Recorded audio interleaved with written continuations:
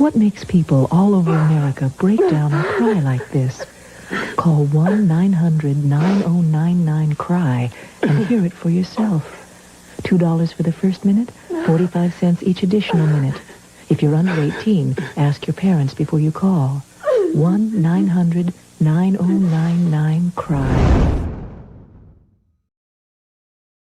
I came into contact with somebody from one of the big four, ended up becoming kind of a mentor to me. He's now a member of our club. Man, when I first saw my first Hell's Angel standing there, I was like, that's what I want to be, man. If you're running a three-piece, just like you know, it is truly an outlaw standard. Doesn't make you a one percenter, but it makes you an outlaw. This is what I believe in, you know, and it was awesome to see that my brothers believed in me. It's the wolf leading the sheep, man. You know, the sheep need to open their eyes because they're about to walk off the cliff where a whole other pack of wolves are at the bottom. If you were getting your lunch money taken before you put them rags on, if they catch you by yourself, they're going to take your lunch money again. I try to be around the guys and hang out with them as much as possible and get to know them, because that's really what it's about. The Hells Angels are being arraigned. One man was stabbed in the chest, another was knocked out, who faced criminal charges, including charges of hate crimes as well as gang allegations. One defendant faces an attempted murder charge, so this certainly appears to be a widespread investigation.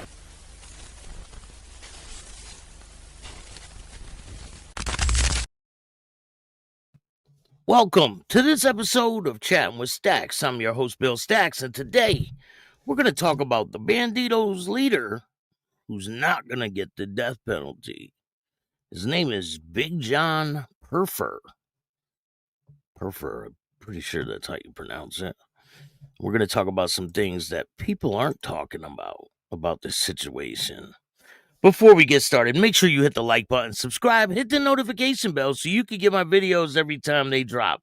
Tell a friend to tell a friend, tell your mother's, brother's, sister's friend about Chatting with Stacks, the dopest motorcycle content on YouTube. I appreciate all you guys taking the time to watch this show. We are growing at a pretty steady pace, and I'm very excited for the future. You guys have no idea. I've worked very hard to get to where I am, and I will not stop. I'm just getting started, and we're finally getting somewhere with it, and I'm very happy, and I appreciate every single one of you that takes the time to watch this show. You guys are all the backbone of my community, and I couldn't be happier with the people that are following me and engaging in this content that I bring you. So we got 18,612 subscribers. Crazy. I mean, I remember when I had one. I started with one subscriber, and it's tricky, right? Like sometimes you feel like, damn, am I even getting anywhere with this? But if you put in the work and you're consistent, you will get somewhere. So that's all I can say is be consistent. If you're going to do something like this, you got to be consistent. You got to be willing to take chances and believe in yourself. Lindsay, how are you? Thank you for joining me. I appreciate everything you do for this channel. Your big support over here, and I appreciate you. Go check out Patreon. There's a lot of great content over there. There's a link in the description of this video. Check out Spotify. And I'm going to be working on new designs for the shop, the merch shop. It's called My Spread Shop. You guys can go check that out, but I'm going to be dropping some new designs. STMC, how are you? Thank you for joining me. Mike, what's good? Mountain Woman, how are you? Rory, how are you? Thank you for joining me this afternoon or this morning. Eddie, how are you? We got Eddie in the building. So today, we got a lot of things to talk about. The Thug Riders are in the news again. You guys know who they are. They're under a pretty strict, strict is to say the least. So they're going through some shit over there in Ohio. Thug Riders members sentenced to prison in conspiracy investigation. I brung you this story when they were convicted, and now they're being sentenced. So this just came out.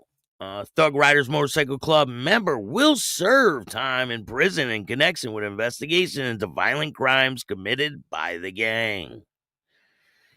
Sentencing. The judge sentenced Matthew Hawkins to 3 years in prison. I feel like he got off light on this situation. Don't you guys? I mean, 3 years is not that much time, considering you're involved with a lot of things like murders and all this other shit. It says he will be on supervised release for 3 years after prison. So basically 6-year sentence, and he'll serve 3 years. That's not like life changing. That's a doable sentence. I feel like I wouldn't even be complaining if it was me. I'd be like, shit, 6 years ain't shit. At my age, maybe it would be something, though. I don't know. I just can't see myself going to prison. Back in the day, I wouldn't give a shit.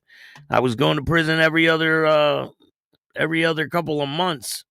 I'm like, oh, I gotta go do another year. And that's just how it was. And I didn't think it would ever stop. I thought I had life on the installment plan, but I ended up breaking that cycle. But these guys are looking at a fresh sentence. So what did he plead to? He pled guilty. Hawkins pleaded guilty to 1 count of committing violent crime in aid of racketeering, according to court documents. So one thing that he did do is admit that his motorcycle club is a criminal enterprise. That's not good. It says, who else was involved? 14 members of the Thug Riders Motorcycle Club were indicted in connection to multiple violent crimes in Dayton, in Southwest Ohio area. In addition to Hawkins, Juan Robles, Joey Marshall, Jared Peters, Brandon Fisher, John Smith, Norman Beach, Michael Henry, Michael Reese, Justin Baker, Brent Engelson, Joseph Rader, Daniel Hutton, Cody Hughes were also charged. The gang leader, Robles, helped create the gang's Dayton chapter, and he was the boss of the Midwest region, according to the U.S. Attorney's Office. Marshall was the sergeant of arms for the Midwest region. At the time of the indictment, Eagleson was the president. Fisher was the sergeant of arms, and Reese was the enforcer of Dayton chapter, according to the indictment. So the violent crimes they are accused of, well, now they pled guilty, so it looks like they're admitting to their roles. The Thug Riders are accused of committing multiple violent acts. The indictment in the case alleges that the Thug Riders Motorcycle Club operated in a criminal enterprise.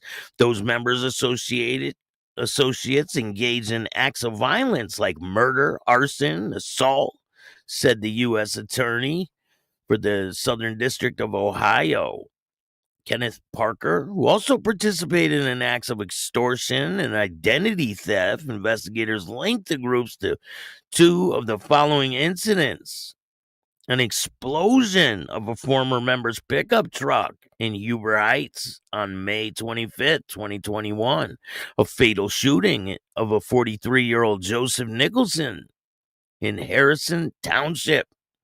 On September 26, 2021, Hawkins, Fisher, Smith, along with another unnamed Thug Rider.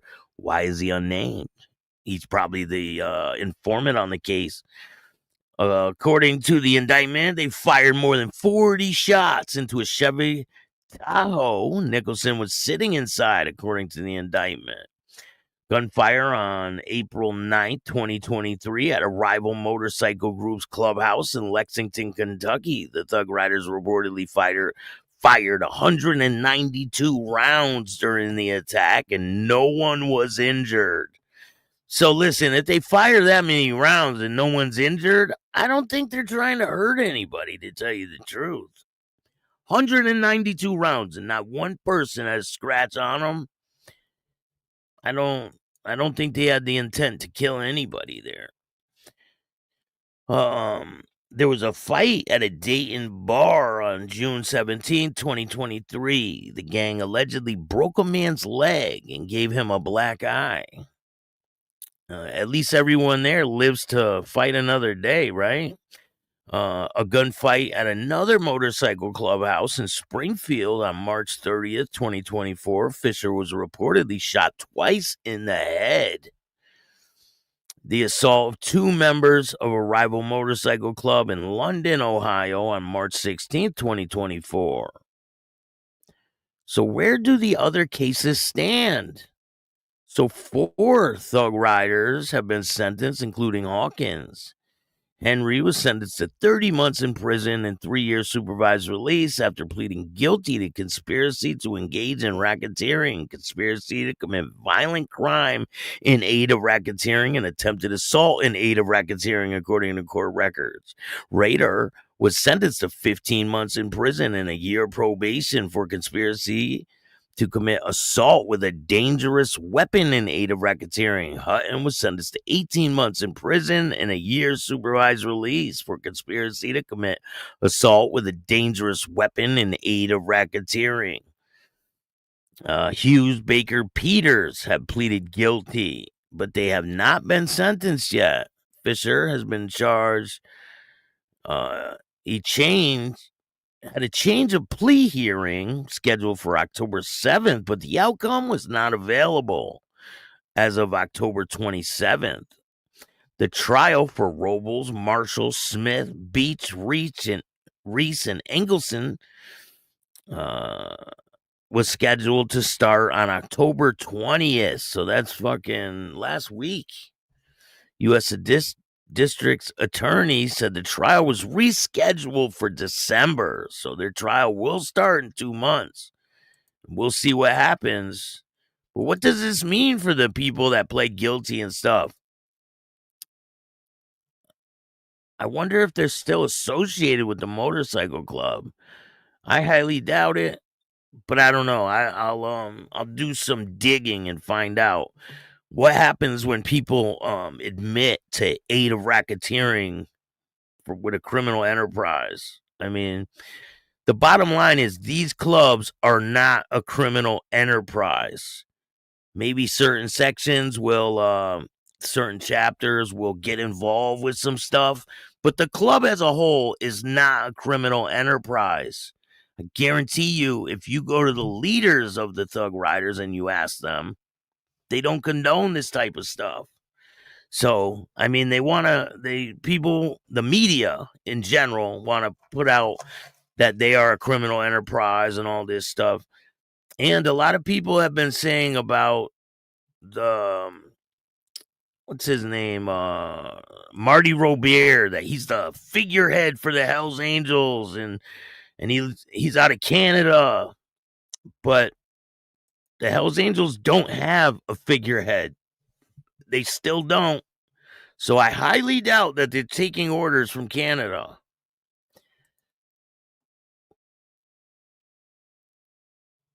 I mean, a lot of people like to, Mike Ball, what's good? Thank you for the raid, man. I really appreciate that. Moto, Virginia, how you doing? Steve, sick bastard, what's good? Mike Ball's in the house. Shout out to Mike Ball. War, how you doing? Scrap Irons in the house. Mike started their support club, the King's MC. I know John Smith. I'm from Ohio. Do you remember when all this stuff was transpiring? I doubt that any of them associated with the club. Maybe the people that are going to trial, but once they start admitting to criminal activity and that they're a part of a criminal organization, I don't know if they'd still want them, would they? Carney, what's going on? Thank you for joining me today. We got a lot to talk about today. There's a full category right now, so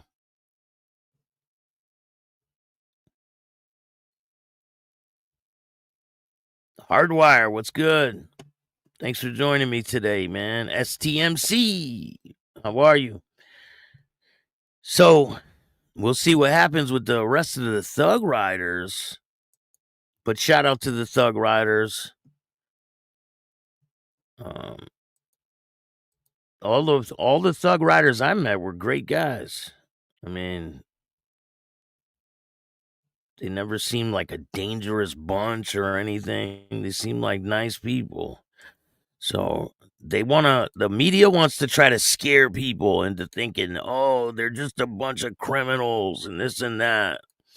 Listen, people get involved and do things on their own. That doesn't make the whole group a bunch of criminals. You know what I'm saying? Hey, what's going on, Biker News Canada? So it doesn't mean the whole group is a bunch of criminals. I met a bunch of them, and they were all great people. So shout out to the Thug Riders. I don't think this will tarnish their reputation as a whole for a bunch of guys in Ohio. You know, people are going to do what they're going to do. But anyway, moving on.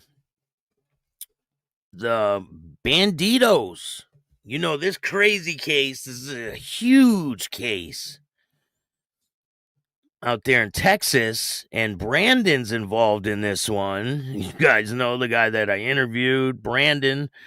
He's all up in the mix. They say that he started a fire at a bar and that he was involved with a bunch of other things that happened. So Big John Pfeffer, he is the leader of this group. This is him right here. And I've been doing some digging, and I find out that Big John has a GoFundMe page up right now for his defense fund. It says, BMC, Big John, for the first time ever, needs you to take care of him. The man who gives his last everything to anyone in need is being wrongfully accused. Please help us fight for justice to do what is right so he can come home and support his family and friends. Thank you. So it looks like this was created about maybe 10 months ago, maybe a little less. But the last donation was 5 months ago. They raised $1,850 so far. And if anyone wants to donate to this fund, I'll leave a link in the description. Here, I'll put it in the chat too.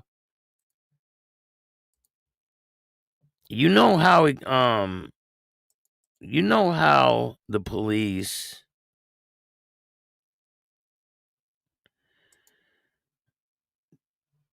do it. Sometimes they'll just be hey Travis, what's going on?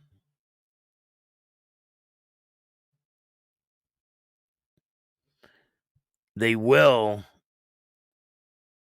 I saw a bar burn in my town after they say no patches. Bad call. Sucks for him. Fuck, sucks for them. So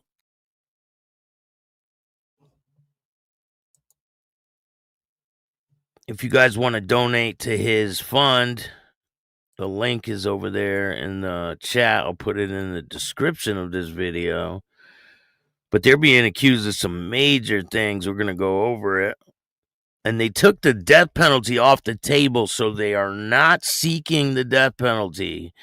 And that's a huge thing, because, I mean, the death penalty being off the table, but life in prison is still on the table. So life in prison is a big deal. I mean, who wants to die in prison?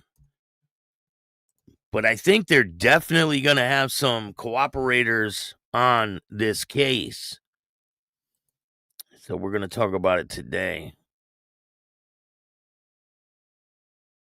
So let's get into it. The feds won't seek the death penalty for alleged Bandido leader accused of leading the deadly Houston war. This article was drafted on October 28, 2025. Federal prosecutors will not seek the death penalty against alleged leader of a faction of the Bandidos Motorcycle Gang, who was earlier this year accused of waging a deadly war against the rival groups. The Justice Department last week notified U.S. District Attorney Judge that it would not seek the death penalty against John Pfeffer. Pfeffer is charged with using a firearm to commit a crime resulting in death. He is accused of participating in the killing of Adam Burns, a member of the Brothers East motorcycle gang, who was shot and killed on September 2020 at the Hawg Stop bar in Northeast Houston. I believe that's the same bar that allegedly Brandon burned down. So I'm going to click on this right here and we'll read this. This is when this first transpired, this is an article from that scene. A man shot and killed in Northeast Houston bar.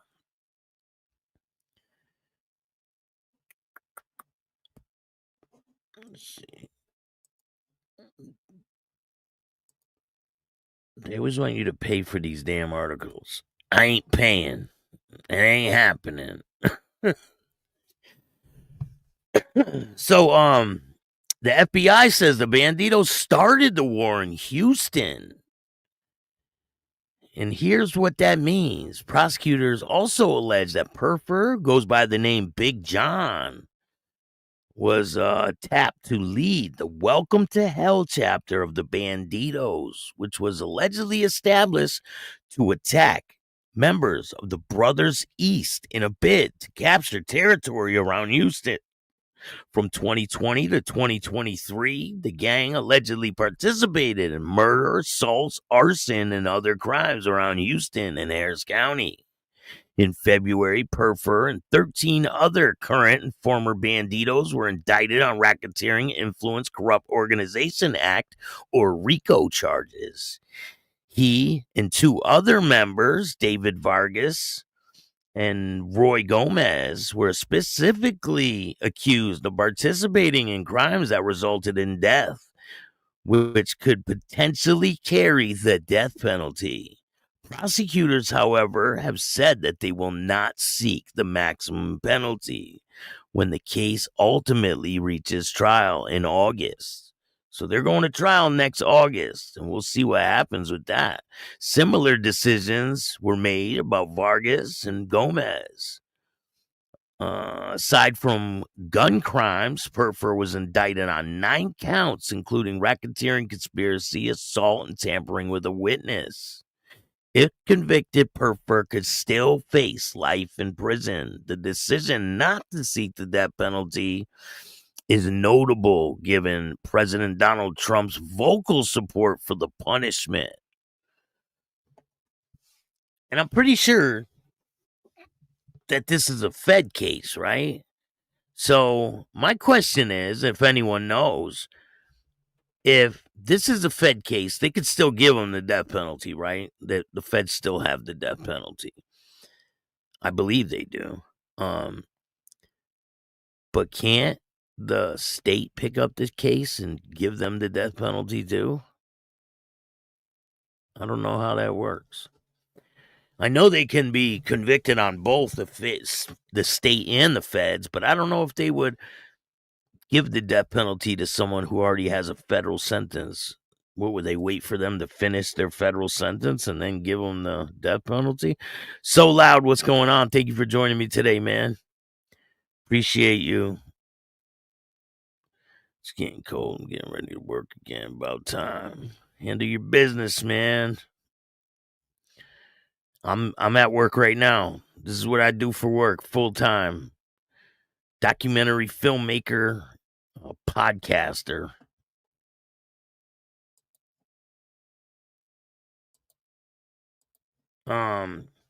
When Trump took office in January, he signed an exclusive or executive order calling capital punishment an essential tool for deterring crime.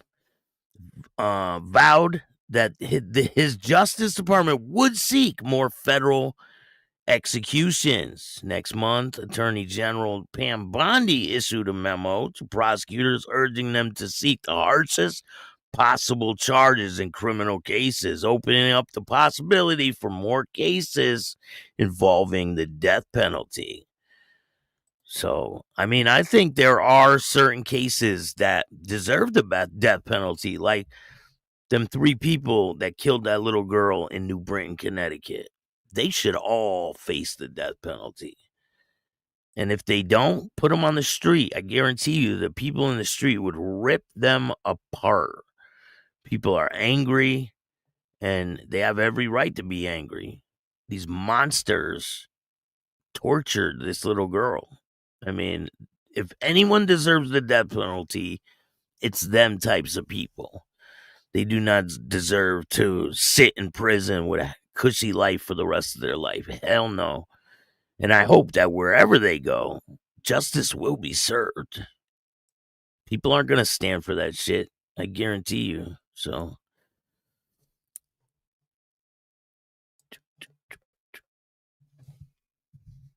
there's been at least 3 other indictments handed up this year in Southern District of Texas that could potentially be tied to the death penalty cases. So far, prosecutors have not signaled their intent to seek death penalty in any of them. Decisions about seeking the death penalty in federal cases are not made solely by local prosecutors.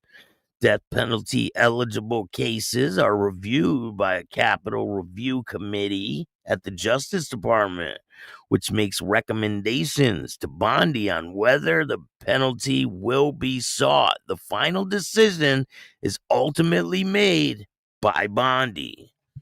So I wonder why she didn't make that decision. What makes this case any different? Like, I wonder why she didn't choose to seek the death penalty in this one.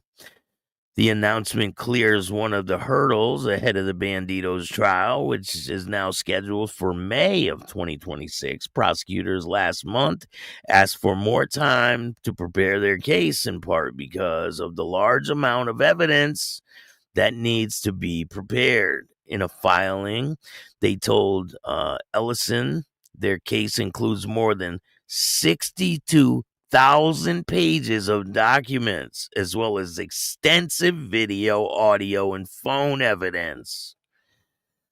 So they did an article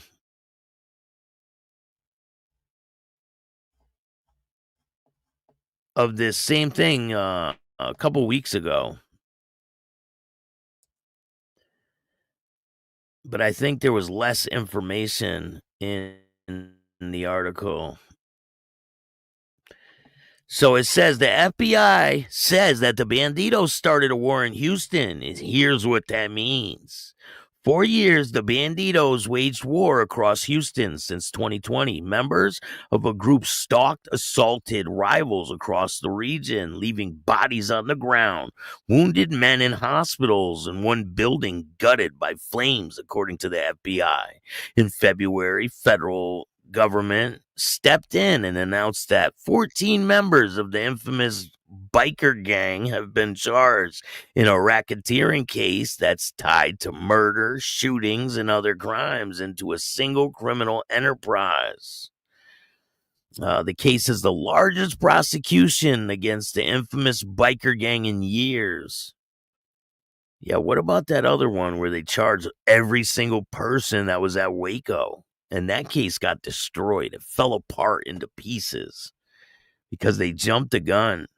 14 members of the Bandidos Motorcycle Club have been indicted under a federal anti-organized crime law, commonly known as RICO. The men, some of whom were already in custody, are accused of targeting another gang, Brothers East, or Beast, in efforts to control territory. Prosecutors say most of the men indicted in the case were part of a new chapter called Welcome to Hell that was formed specifically to take out Beast members.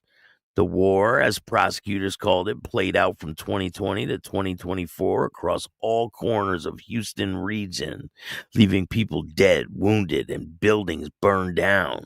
Some of the crimes associated with the gang war were previously reported on. Other crimes came to light in court records during hearings in which prosecutors argued the indicted men were too dangerous to be released until their trials.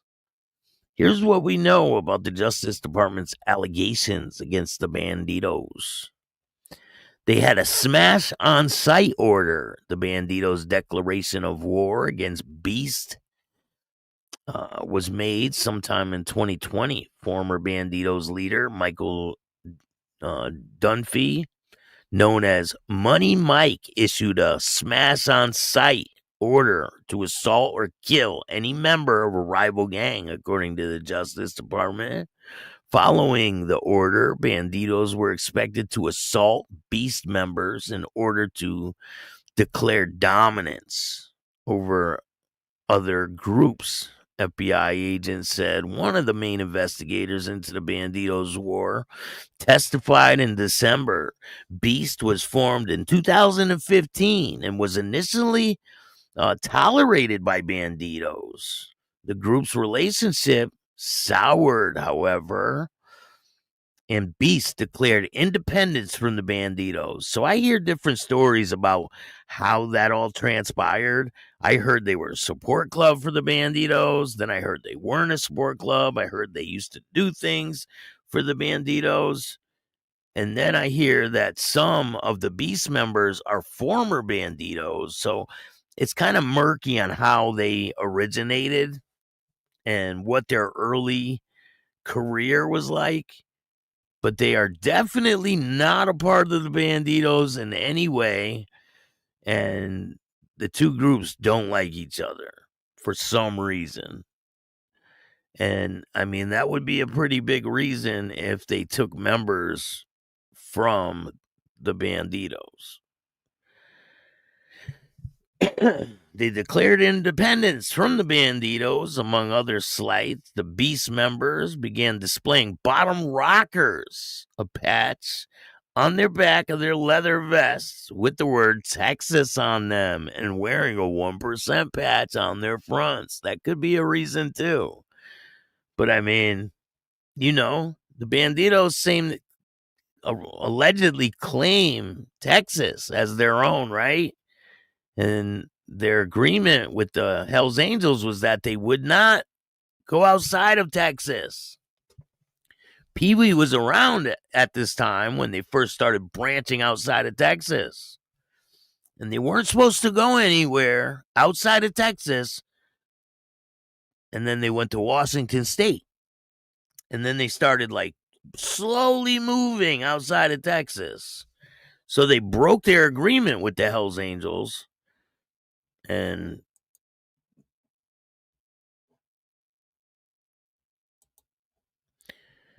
so their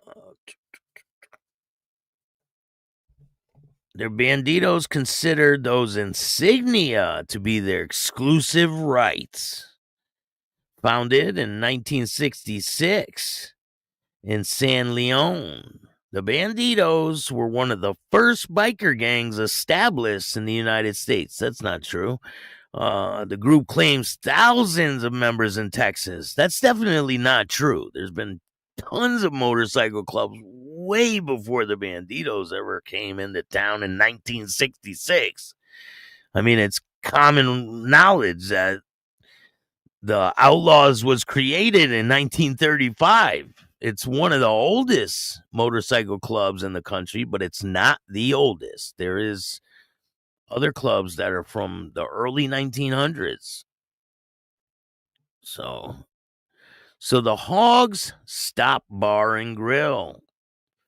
One of the first major events of the war, a brawl that ended with a fatal shooting. It took place at the Hawg Stop Bar and Grill, the now closed bar located on the far northeast Houston. The shooting happened the night of the Miss Hawg Stop bikini pageant, according to police. I wonder what them ladies look like, huh? The Miss Hawg Stop bikini pageant.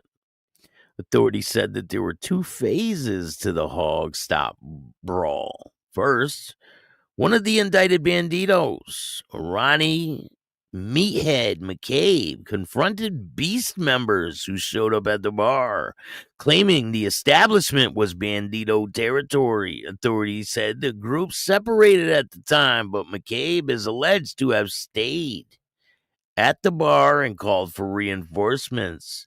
Around 7 p.m., Big John Pfeffer, another of the indicted bandidos, is alleged to have again approached one of the Beast members and threw a punch, sparking a brawl, according to police.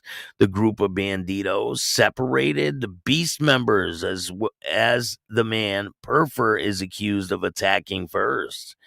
Adam Burns was forced to the ground.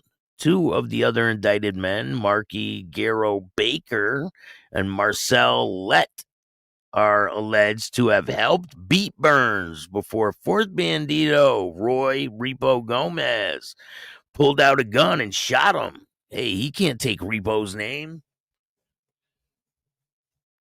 The hell they doing? Trying to take Repo's name. So it says that Roy Gomez, we're not going to call him Repo, pulled out a gun and shot the man. According to police, Gomez in 2020 was charged with murder over the Burns death in Harris County in November of 2020. So obviously he was in prison when this indictment came through. So this is a totally separate case with this death case, I believe. I don't know if they're still pursuing that, but I'll look into that. But the case never went to trial. The state's case was dropped, it says, in March after Gomez was named in a federal indictment. So there you have it. That's crazy. They dropped the murder case because he was on this indictment. So the only people they can charge twice, right, is people like Joey Merlino. They charged him twice. They charged him in the state, and then when they didn't get a conviction for murder, they tried him for murder in the feds for the same murder. It doesn't even make sense. So Gomez and Pfeffer are both charged with murder and aid of racketeering in connection with Burns' death at the Hawg Stop. If convicted, they could possibly face the death penalty, but this was an earlier, so they're definitely going to face life in prison, not the death penalty. Javier Martinez killing. This is May 13th, 2021. Another killing happened the same night. The Bandidos hosted a card game at Glamour Girls, a strip club in Northwest Houston. Card games are a slang term for mandatory meetings held by the motorcycle clubs. I never heard that saying. The group of bandidos who attended the meeting stopped at a Shell station off of US 290 for gas and cigarettes. Lyons said at the same time, a Beast member, later identified as Javier Martinez, stopped at a light near the gas station while wearing a vest, signaling his membership. There was also a Beast sticker on his Harley's windshield. The group at the gas station began to chase Martinez. Witnesses later told police that Martinez was surrounded and shot by 3 other motorcyclists. The FBI described the chase as spontaneous. There had already been given out a clean your backyard, Lyons testified. Once an order like that is passed, it doesn't always have to be given.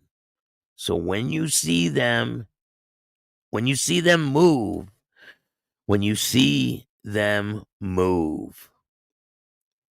So then we saw one. They moved, he said. No arrests were ever announced. But during the court proceedings after the RICO arrest, officials said one of the indicted men, Bradley Dollar Bill Rickenbacker, was involved in the shooting and was later stopped and found with an unfired gun. So how was he involved with the shooting if he had an unfired gun? Martinez's death is not one of the cases that makes up the RICO indictment. No one has been charged in connection to the killing, and that is fucking crazy. So, Welcome to Hell is formed September-October 2021. The Welcome to Hell chapter of the Bandidos was established for the purpose of targeting beast members. Prosecutors described as a violent chapter. Lyons testified. The chapter has about 10 members. Pfeffer is the group's president, and Rickenbacker is named as secretary-treasurer. Other members include David Breakcheck Vargas, Sean Skinman Christensen, and Darby 10-Round Hyajosa, who prosecutors are calling the group Sergeant of Arms. Pfeffer was awarded the title president of the chapter after the Hawg Stop fight, according to the FBI. Unlike the other chapters, Welcome to Hell isn't associated with a single geographic area, though its leaders are from Katy. Investigators say the group was closed with members of the Central Houston chapter of the Bandidos. Members of the Welcome to Hell chapter were known to wear jewelry that said "Expect No Mercy" and wore patches that identified them as members of the Safari team, a patch that referenced to the group's goal of hunting members of beasts. Those patches depicted a lion, according to the FBI. Prosecutors said the chapter was also involved in narcotics use and trafficking. Lyons also testified that Welcome to Hell members were known to carry blackout bags containing all black clothing, surgical gloves to wear in order to avoid leaving fingerprints or gunshot residue on their hands. So the Blue Bayou Cafe, this is in November 3rd, 2021. Michael John Zimbra, a beast member, was killed after being surrounded by a group of bikers outside the Bayou Cafe, the Blue Bayou Cafe in East Houston. Before the shooting, Beast had held a meeting at their clubhouse in Channelview. When the meeting concluded, several members decided to go eat at the cafe. As the dinner was ending, 3 Beast members stayed behind to smoke a cigarette and talk. The men got on their motorcycles and drove into the service road, police said. As they were riding, a black SUV pulled alongside them. A person inside opened fire. Zimbra was killed and 2 other men were wounded. Police said one of the men wounded, who was previously a member of the Bandidos Support Club, recognized the gunman, Lyon testified. In December 2021, David Vargas was arrested and charged in connection with Zimbra's murder in Harris County. However, the state's case against Vargas was dropped in May of 2024 because of a witness. One of the men wounded in the Blue Bayou shooting went missing. God damn. So they don't have a lot of luck when these cases are brought to court. Along with Vargas, Hinjusa, it is said to have been in the area of the shooting when it occurred. In the federal indictment, Vargas is charged with murder and aid of racketeering, and the charge could carry life in prison. An attack on the Graybeards. I've definitely heard of these guys before. They're a motorcycle club. Some say it's older members, but they do have some young members. This is February 22nd, 2023. The Bandidos held a card game and drew nearly 100 members to the Bimbo Z Saloon, a bar northwest Harrison County. Among the attendees were 14 members of the Graybeards MC, an affiliate club, according to the FBI. Prior to that night, the Graybeards were considered sponsored or family to the Bandidos. At the meeting, however, Bandidos confronted Graybeards about the smaller group's peace towards Brothers East, according to Lyons. The Graybeards had made a deal with Beast in secret to try to stay out of the hostilities between the groups. The Bandidos learned about the deal from a former Graybeard who joined up with them, Lyons said. At Bimbo Z, the Bandidos descended on the Graybeards, severely beating them and stripping them of their leather vests, according to Lyons.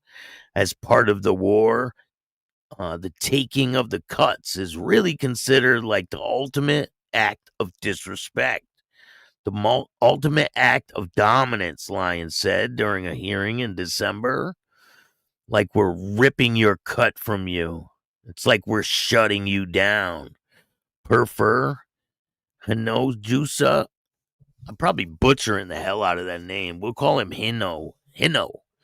Rickenbacker, Dunphy, Brandon Loco Hans, and Christopher Monster Sanchez are all alleged to have participated in the Bimbos attack, according to the federal indictment. So Brandon Loco is the guy that I interviewed. Remember the interview with him? I'm sure you guys remember.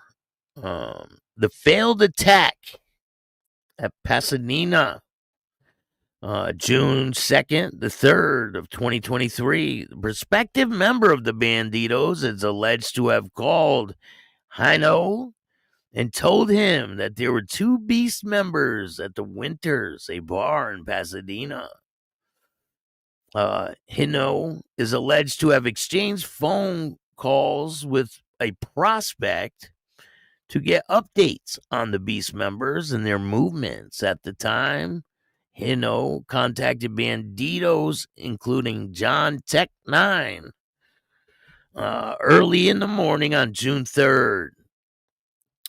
Tech 9 drove to the bar with another Bandito, Stephen Elms, around 1 a.m. Beast member identified as NB in court was leaving the bar wearing his cut. Tech 9 is alleged to have driven a truck in front of MB while Elms opened fire. Despite being shot several times, the man survived. Elms was later arrested on racketeering, illegal possession of a firearm, in which he pleaded guilty last October. He is not among the Bandidos that were arrested Friday. Hano and Tech 9 were both charged with RICO indictment in connections with the Winter shooting. Threats at a Harley dealership. Christopher Sanchez, along with other Bandidos, is accused of threatening two members of the Wheels of Soul Outlaw Motorcycle Club outside a Harley dealership in Woodlands. Motorcycle groups usually consider Harley dealerships to be neutral ground, making an altercation at the dealership particularly notable. So the fire at the Line Ice House. Brandon Huntz is accused of setting a fire at Montgomery County Bar because the business allegedly hosted a gathering for Beast members. The building was destroyed by fire and the business is never opened.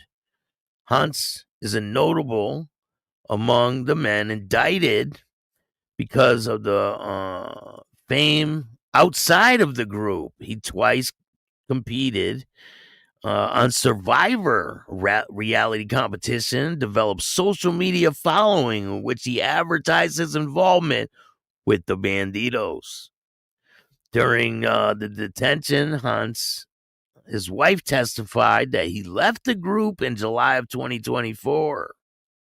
He did leave the group around that time. After becoming disillusioned with the group, Hunt's lawyer said the Bandidos had made death threats towards Hunt's after he left the gang. So, matter of fact, I should show you guys some of the video that I did with him And he explains a lot of this situation that I'm going over right now.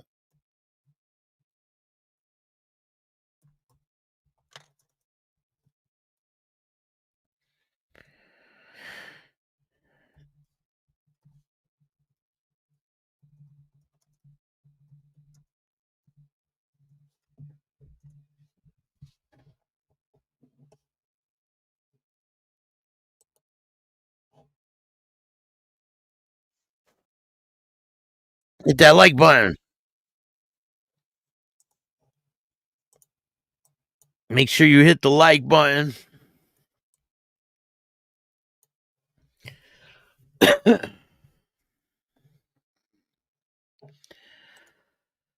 take a look at some of this interview, and you'll get some of the context yourself.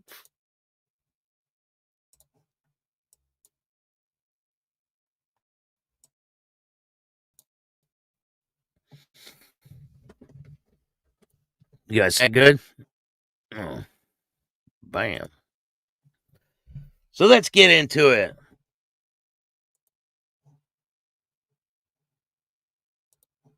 To chatting with Stacks. I'm your host, Bill Stacks, and today I got Loco. What's up, man? What's going on, man? I'm chilling. How you doing? Doing pretty good. Got a good workout in, so started out pretty good. Thank you for joining me. I appreciate you taking the time. Not a problem. So, where were you born and raised?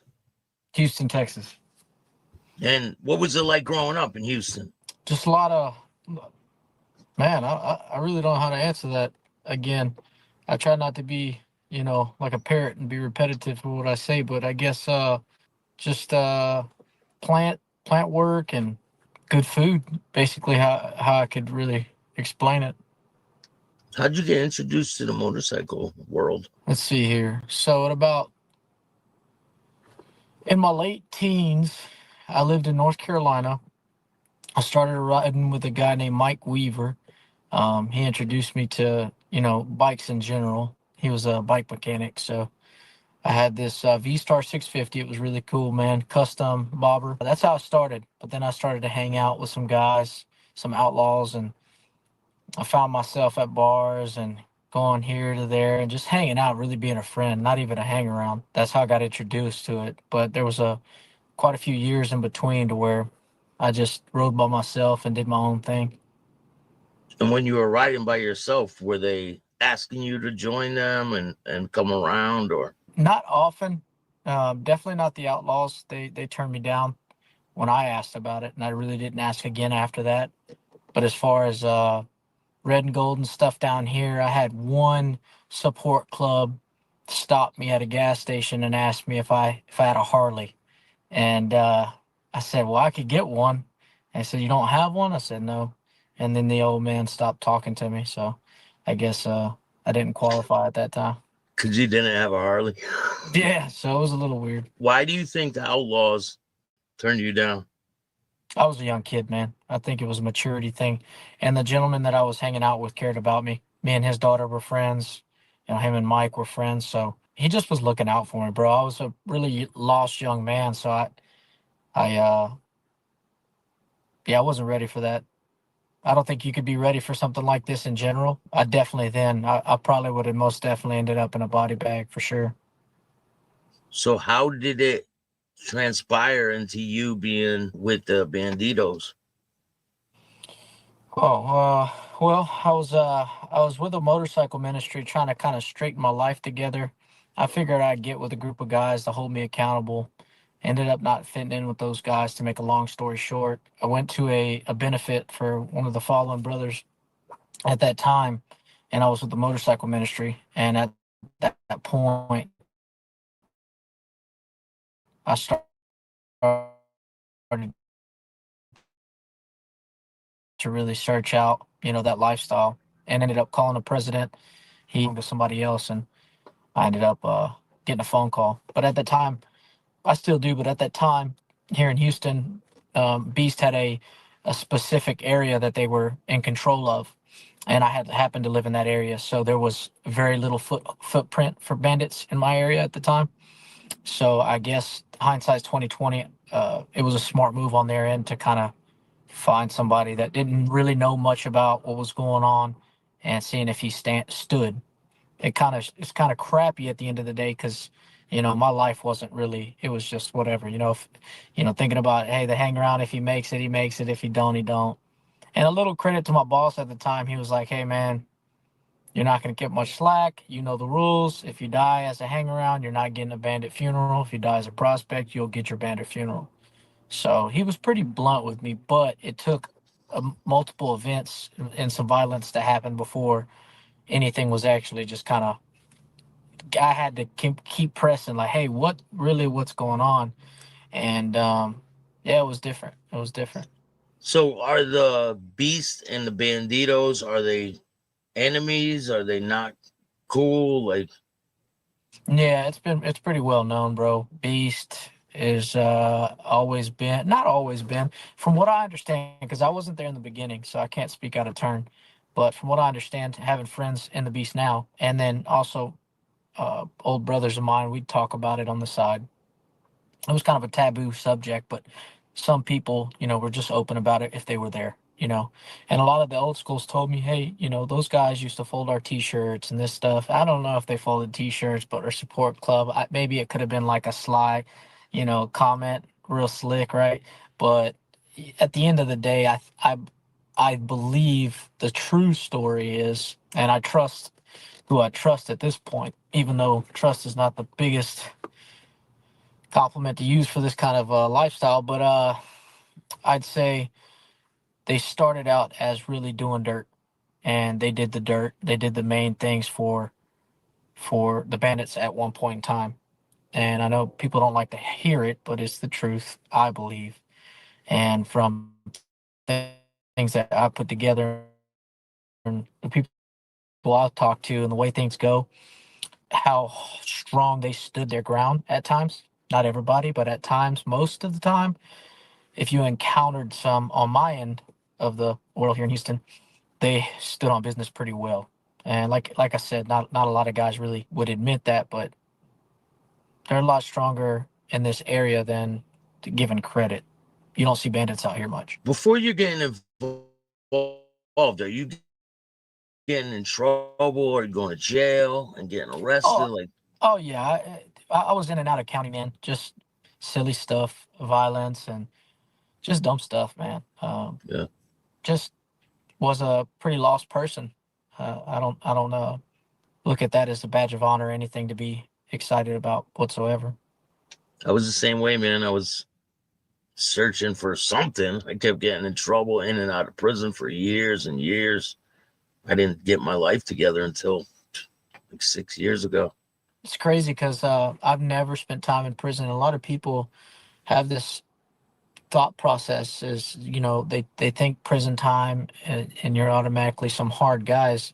Like I've had a lot of friends that did prison time for like money fraud and all kinds of stuff, and they're the softest, most like softest kitten paws, man. So when you take this idea of like everyone who's been to prison or everybody had to do time or not, man, there's some guys out there that are straight laced, go to work, go to church, that'll put them hands on you real quick. Yeah. I mean, listen, the most softest person can go to prison and survive. There's janitors, there's every type of person in prison, junkies, they're not all hardened criminals. It's not like that. No, man. And the guys that I had, it was funny because, I was surrounded for a while with, I don't want to speak out of term, but I was surrounded by a lot of people who did a lot of time for a lot of, you can basically tell if somebody, it's a little psychology for you if you're interested, but you can tell if somebody's willing to do something crazy by the amount of time they've already spent. And you'll find the people that are more willing to rat or sketch because they're on their last strike or why they've established. If you guys want to watch more, that's this interview. I'll put a link in the description of this video. He explains a lot of information, and you'll be like, damn. He breaks down a lot, and he talks about some of the situations I think that he's being indicted for. So this is live. Yes, this is live, 100% live. Paula, what's going on? I was just playing you a video of one of the defendants in this case. He is indicted on this case for burning a bar down. So the first arrest, the federal indictment of the Bandidos started last summer. Stephen Alms, the alleged shooter at the Winter Bar, was arrested on August 8th, charged with racketeering, illegal possession of a firearm. Hano and Ciblandano, who were implicated in the Winters Bar shooting, were arrested on October 29th. A hearing was held after their arrest. Officials talked openly about connections between the Bandidos and other attacks on Beast members, including the Blue Bayou Cafe shooting. Both Hano and Semblano, probably butchering their names too, were ordered held in custody until their eventual trial. So they released some of these people, but most of them are still in prison. They won't release a lot of them. But this guy, Big John, does have a GoFundMe page to help him on his defense fund. And if anyone wants to donate, I put a link in the description. And there's a link in the chat. I just put it in there. So if you want to donate and help this guy, his defense fund, by all means. Because everyone's not guilty. You know what I'm saying? So there is this crazy case I wanted to show you guys. A man was killed by a recycling truck. Police say the driver of a recycling truck accidentally hit and killed a homeless man who was lying in front of the garbage in a dumpster in East Lake Street. This is crazy. So here, I want to play you guys this one. This dude was killed by a garbage truck. Killed by a recycling truck. Seattle police say a recycling truck driver accidentally hit and killed a man in the East Lake neighborhood. Investigators say the driver with Cedar Grove hit a homeless man who was lying in front of a garage and dumpsters in the middle of a dead-end street. This happened around 6 o'clock this morning on East Shelby Street near East Lake Avenue. Seattle Fire tried life-saving measures, but the man died at the scene. The driver is cooperating with police. Crazy. I mean, that's like a random thing. I knew someone who was in a dumpster with their significant other, and the dumpster got picked up and they crushed it and they killed one of them. And the other person was hurt pretty bad. They were in a coma for a while, but they ended up surviving. But the guy died. The woman survived, and she ended up passing away not long ago. Well, a few years ago, but it seems like not that long ago. Pretty crazy. But we got a lot of content on the way. I'm going to be uploading some new videos today, so stay tuned. Hit the like button, subscribe, hit the notification bell so you can get my videos every time they drop. Tell a friend to tell a friend, tell your mother's, brother's, sister's friend about Chat with Stacks, the dopest motorcycle content on YouTube. If you want to donate, you can hit up the Cash App at Chatting with Stacks. And if you want to tell your story on Chatting with Stacks, just email me at billstacks2021@gmail.com. Or if you want to be a sponsor, you can always do that. We have a sponsor for the show, and I encourage you to check them out. They will help you get a job in today's job market. Career and power.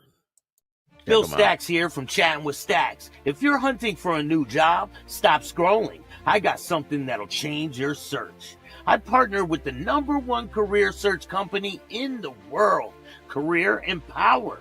They build the first ever step-by-step Career Empower toolkit to help you get interviews and jobs faster, smarter, and with way more confidence. This toolkit gives you everything you need: professional resume writing, the best sites and places to search, interview prep that actually works, one-on-one live coaching with expert recruiters to build your personalized plan. They've already helped over 100,000 people land jobs, and they're ready to help you next. Head on over to www.careerempower.ai. Use promo code DIY promo 3 to get 50% off. The toolkit drops from $199 to $149, and they'll even hop on a call and start building your job search strategy today. Don't do it alone. Get the toolkit, get the coaching, get hired. Links in the description below. Grab it now. If you want to take your career to the next level, careerempower.ai. Go check them out. In chat, you'll see the promo code is there, and I'll put a link in the description of this video if you want to check them out. They will help you 100%. They helped a lot of people. They're the #1 job search company in the world, so go check them out. And there's new videos dropping tonight. You guys will see some new stuff. The rest of Skids' interview is going to drop tonight. Part of it. Part 11 is tonight, 12 tomorrow, and 13 the next day. So go check out the interviews. I appreciate all you guys. Thank you for joining me. I'm really happy where things are going, and sky's the limit for the future. Stay tuned. A lot of great stuff coming. So I hope you guys like this show. If not, you already know what to do. Start your own fucking podcast. I appreciate all you guys. And remember, don't be a bitch. And all new at 5, a major organized crime bust. 23 people under arrest now accused of stealing guns and cash. Today, police revealed 4 organized crime groups are wreaking havoc. From aggravated robbery to kidnapping, burglary, and more. Let's take a look at this. New pictures from court documents in this case. These are a few of the people who have been charged. And investigators say the money, tens of thousands of dollars, is all stolen.